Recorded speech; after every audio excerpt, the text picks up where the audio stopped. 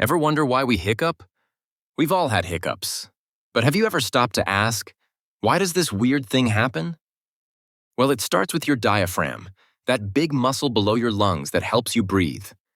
Sometimes, the diaphragm suddenly spasms, kind of like a muscle cramp.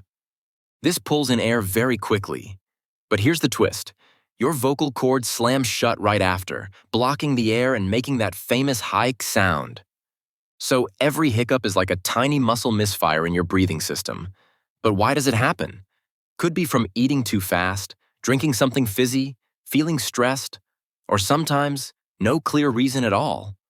So next time you hiccup 10 times in a row, remember, it's just your diaphragm throwing a little tantrum.